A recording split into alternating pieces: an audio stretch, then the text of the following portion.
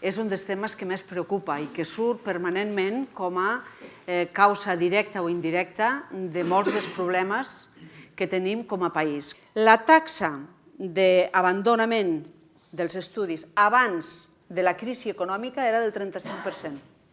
Després de la crisi econòmica cau al 25%. Fracàs seria resultats acadèmics baixos, abandonament és quelcom bastant diferent. Abandonament és una decisió que un adolescent als 16 anys, davant 16, 17, 18 anys, davant de la possibilitat de continuar estudiant, decideix no fer-ho i saltar al món laboral. Això és abandonament.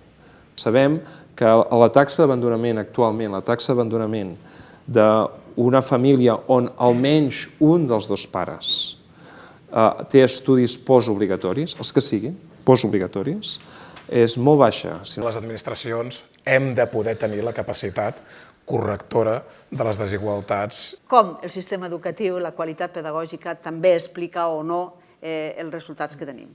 Un element fonamental que explica l'èxit o el fracàs escolar és el tipus d'actuacions que es porten a terme dintre de les escoles. Com que hem percebut que els nens més atrasats dificultaven el progrés dels que tenien més capacitats i tenien més possibilitats, doncs s'ha obert camí la teoria de que s'havien de fer apartar o agrupar els nens per nivells educatius. Tenim molts estudis que indiquen que justament crear grups homogenis, que segurament en principi ho fem pensant que així no es destorbaran, doncs això el que dona resultat és pitjors resultats. El que menys responsabilitat té és l'alumne. Quina és la creença que nosaltres tenim al darrere sobre el fracàs? Què ha passat en el nucli escolar? Doncs mireu, ha passat que durant molt de temps s'ha viscut la diferència com un dèficit i estem en un punt, que jo suposo que tot això anirà evolucionant, que diem educació inclusiva.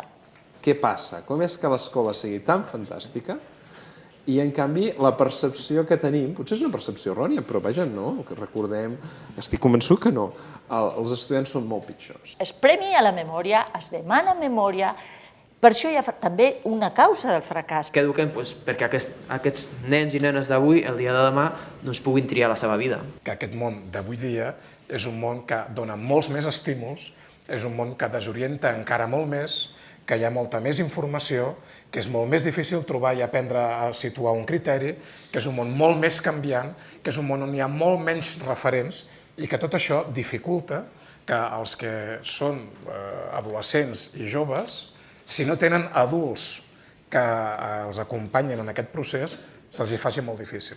I és molt difícil que els adults els puguin acompanyar en això perquè els adults aquest aprenentatge tampoc no l'han fet.